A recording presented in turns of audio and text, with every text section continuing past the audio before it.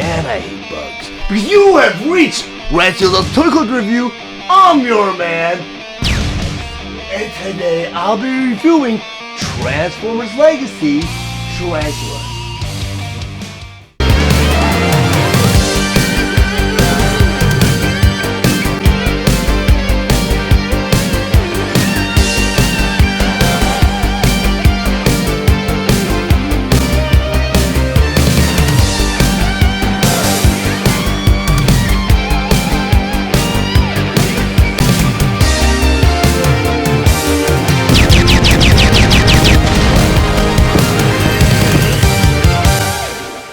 Transformers Legacy Predacon Tarantulus. But before I get to the actual review, I just want to go over some of the spectacular details on this packaging. Up front here, the typical display will show you both the figure and all its accessories inside. The corner you see the 8+, which is an age requirement for this figure. Near the corner here you see the Takara Tommy Transformers Generation logo. Alongside here it says Transformers. In the middle here you see this beautiful illustration of Tarantulus in his Translo mode. And over here it says Predacon Tarantulus. Below all of that you see the Transformers Legacy logo. In the corner here you see the Hasbro logo. And down here it says it is a deluxe class figure. Top of the packaging here you see the Transformers Legacy logo. And outside the packaging here you see two profile pictures of Tarantulus in his robot mode. And outside the packaging here is this beautiful montage of all the Decepticons in Legacy, starting with Megatron, Dragstrip, Iguanas, Skywarp, and Kickback. And over here you see Cybertron, and below that you see the Transformers Authentic logo and the Transformers Legacy logo. Now back of the packaging here you see all the figures features, such as Transformers in his robot mode and Tarantulus in his Tarantula mode. And over here there's a QR code, and once you scan that QR code, it takes you right to a website where you can read Tarantulus's tech spec. Transformers Legacy Deluxe Class Tarantulus. Tarantulus was released on September 23rd, 2022 with the suggested retail price of $22.99, and he was available at all major retailers. Tarantulus was released along with the other Transformers Legacy Deluxe Class Wave 2 figures, Elita 1, Prime Universe Knockout, and Decepticon Wild Rider. Tarantulus is a Beast Wars inspired figure that converts to his Translo mode in 19 steps. His accessories include his crossbow, buzzsaw, and instructions. Tarantulus stands 5.5 inches tall and is meant for fans ages 8 and up. Next, I'm going to go ahead and convert Tarantulus from his robot mode all the way to his Translo mode. But the first thing you always want to do before you transform any of your Transformers, you want to remove all the weapons and accessories. I'm going to take his buzzsaw here, put that off to the side. I'm going to do the same thing with his crossbow. Take it out, put that off to the side. Because the first step of the transformation, we're going to raise his legs and put him in a seated position. Just like that. Step number 2. You want to turn Tarantulus all the way around. This backpack right here. On top of this backpack, you have this tab right there. I'm going to tab it and bring it all the way down. Just like that. Step 3. You got this piece right here. You got a hinge joint right behind it. So I'm going to go ahead and flip it up just like that. Step number 4, you want to turn Tarantulus all the way around. That piece is flipped around, then want you to go ahead and bring it right over the face just like that. Step number 5. See these little black pieces on the bicep right there and right there? It's not a swivel joint, it has all these appendages attached to it. Then I want you to go ahead and take that piece and swing it all the way around just like that. Do that to the other side, take that appendage and swing it all the way around just like that. Step number 6. You get a hinge joint right there and right there. What they want you to go and do is take these arms and swing them out just like that. Take that other arm and swing it out just like that. So he's kind of in a T pose. Step number 7. On the waist right here, you have a swivel joint. Then what you go ahead and just rotate the bottom piece all the way around just like that. Step number 8. You have this tab right here. You got a porthole right below the chest. All they want you to really do is take that tab and put it right in just like this. Step number 9, they just want to go ahead and bring the arms down just like this and just like this. And step number 10, you got this claw right there and right there. They want you to go ahead and turn the claws all the way around just like this and just like this. In step 11, Now they want you to take these arm pieces and swing them all the way around, just like that, and just like that. For step 12, let's go turn Tarantulus all the way around. You get these feet pieces right there and right there. Let's go ahead and flip that up, just like that, and just like that. Step 13. You want to turn Tarantulus up just like this. On the back of Tarantulus' thigh, you see a couple of tabs right there and right there, and you have some portholes right there and right there. You want to go and bend them at the knee so this tab and the porthole go right into each other, just like this. Go and do it to the other side. Go and bend it at the knee so that tab goes right into that porthole, just like that. Step number 14. You get these feet pieces right there and right there. You got a hinge joint right at the ankle right there. You want to bring the foot right into that appendage, just like that. Do that to the other side. Just bring that foot down, just like that. Step number 15. Now you're going to go ahead and grab Tarantulus' crossbow right here. On the crossbow, you got a couple portholes right there and right there. Between his feet, you get this little tab right there. Want to make sure to plug in his crossbow with the arrow pointing outwards so that it goes right into that porthole, just like that. Step 16. Those leg and thigh pieces right here, I want to go ahead and just bend them down, just like that, and do it to the other side. Go and bend them down, just like that. For step 17, I want to take Tarantulus, get the swivel joint around the shoulders right there and right there. I want to bring the arms in, just like that, and just like that. Step number 18. Get these black pieces on a swivel joint. You just want to go ahead and swing them up, just like that. Do it to the other side. Take those black appendages and swing them up, just like that.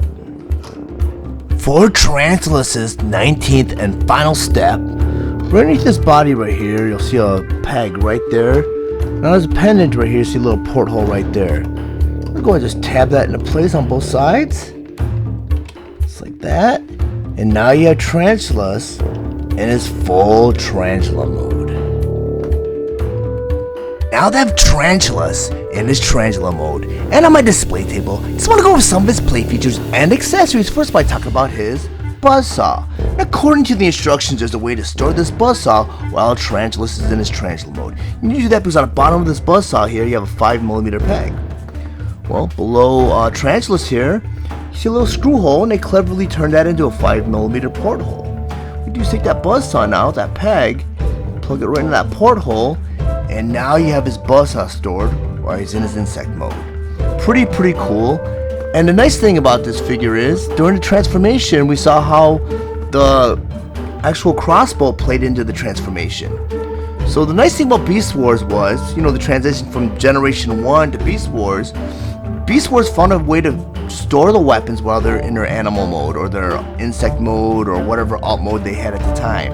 And a lot of the transformations, or the weapons, they transformed into little parts of the actual beast. Well, Tarantulus had a way to turn his crossbow into kind of like a web shooter. They didn't really include that feature with this version of Tarantulus, which is forgivable, but it was a nice play feature. Beast Wars had a lot of awesome play features. Like there were some that came with a part where they detached and part of their body became a blaster that squirted water, and there's a lot of great play features that Beast Wars did, and that was the first Transformer toy line that incorporated the weapons into the beast and made it part of the beast. Really cool. But on top of that, you see a lot of great detail done in Tarantulas.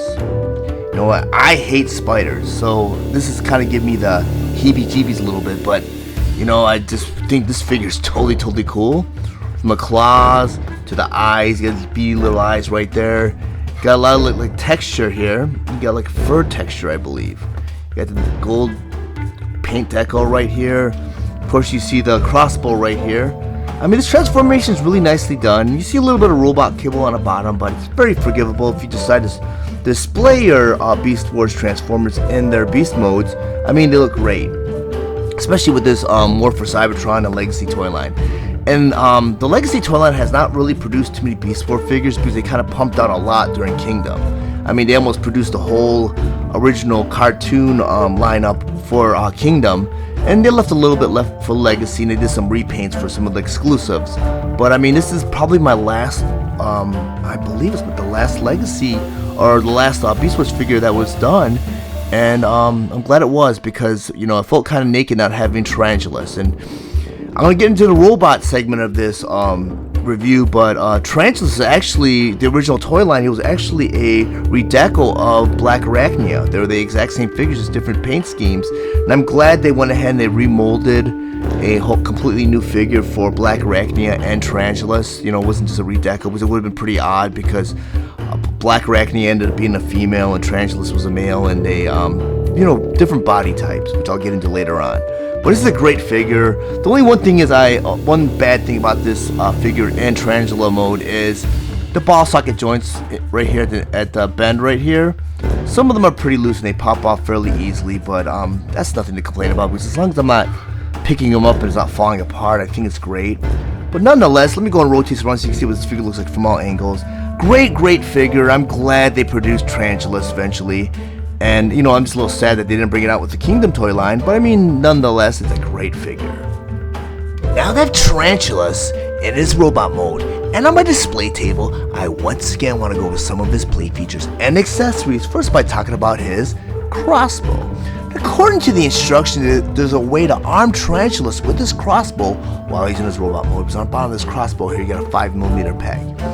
Each one of his claws has like a makeshift 5mm porthole. And I say makeshift because during the War for Cybertron trilogy, namely Kingdom, Takara or Hasbro figured out some sort of engineering feat where they're able to do a semi-porthole that still holds the weapon. I'll show you this right now by plugging that in, even with open appendages like claws and stuff. Because over time, you know, we had a few figures in the past where the claws would clasp around the weapon. Over time, that joint gets looser and no longer able to hold the weapon. Well, you won't have that problem with this version of Tarantulus because you got that porthole right there, and portholes typically don't really wear out, so you're not gonna have any fear in the future of him not being able to hold his weapons. This next weapon we're going to talk about is his buzzsaw, and also according to the instructions, is the way to arm Tarantulus with this buzzsaw while he's in his robot mode. Because on the bottom of this buzzsaw, you got a 5mm peg. Plug that right into the claw just like that. And now you have Tarantulus armed with both his weapons. But also according to the instruction, there's a way to combine both these weapons to form a super weapon. So what you do is you take this buzzsaw and you get this 5mm peg. Back to this crossbow, you have a 5mm porthole. You go ahead and combine both these weapons together, and it forms a super weapon. And you take this back peg right here, you plug it right into one of those portholes in his claw, and now you have Tarantulus armed with a super weapon. I don't really recall this weapon being used during Beast Wars, and I know the buzzsaw must be an exclusive thing for the animated series, because the original figure only came with a crossbow, which I'm going to go and arm him with, because the original crossbow came with a string feature where it was kind of like a web shooter type thing. They didn't really incorporate that gimmick with this version of Tarantulus, and I'm sure it's because they wanted to keep the price point at a reasonable level, you know, and this is more of a collector's line. But it would have been kind of cool to have that play feature, because Beast Wars had a lot of great play features. I mean, when they made the transition from Generation 1 to Beast Wars, they learned how to incorporate the weapons into the transformations, and they really gimmicked up the weapons. It was really cool, and it had a lot of playability to the original Beast Wars figures. But nonetheless, this figure is a really nicely done figure, and if you know the history of Tarantulus, in the original Beast Wars toy line, he was actually a redeco of Black Arachnia. And when Black Arachnia and Tarantulus were animated for that CGI series in the 90s, Beast Wars, they for some reason selected to give Black Arachnia the female characteristics, and they gave Tarantulus the male characteristics, but both figures were identical to each other. There was really very little distinction, and plus both their alt modes, Black Arachnia being a Black Widow spider and Tarantulus being a tarantula, very different spiders too, but they're the same mold being used. So they did Tarantulus some justice by remolding him in a whole completely different mold than the Kingdom Black Arachnia, because they didn't go the option where they did a redeco thing between the two figures, because Black Arachnia in the original anime series had a very distinctive look, you know, very female, very proportionate to being a female, right? And Tarantulus had that bulky male look to him. And when they thank goodness when they did the Kingdom version of Black Arachnia, they gave her the female characteristics. Then when they decided to bring over Tarantulus, which was very questionable because the War for Cybertron trilogy, namely Kingdom, did produce almost every single Beast Wars figure that appeared on the animated series. They left out Tarantulus, and it was very questionable whether or not they were going to pump out that figure by the end of Kingdom, or if Legacy was even going to produce any Beast Wars figure. And I'm glad they did, because they did a great job with this figure, and he completes my my Beast Wars collection for the later series, namely War for Cybertron or Legacy series. I'm just glad they came out with him, and I know they came out with some redecos for some exclusives, but he's a great figure. And Black Arachnia looks really great next to him, because they were kind of partners in crime on the animated series. So I'm going to put her off to the side, because I know you guys have heard me say this a million times. The only difference between this version of Tarantulus and the original Beast Wars toys, the proportions and probably the scale too. And they did re-release the original Tarantulus as an exclusive to Walmart, but I opted out not getting that figure because the packaging was very similar to the original Beast Wars figure. And if the figure, of course, is the same figure. So since I have the original, I just didn't really see any reason to pick up the reissue. But this figure is just a great figure, and I'm very happy with him. He's probably one of my more favorite figures from the Beast Wars redecos, or the remolds that they did for the War for Cybertron trilogy and Legacy. I really do like them, and you know what? That's saying a lot, because I hate spiders. Great figure. But I'm going to rotate him around so you guys see what it looks like from all angles. But if you guys found any of the information in this review valuable, please like and share this video also. If you really enjoy my content, please subscribe to my channel, and while you're there, click the bell to be notified of any future videos. I want to thank you guys for watching Rad Steele's Awesome Toy Collector Review. I'll check you guys out next time.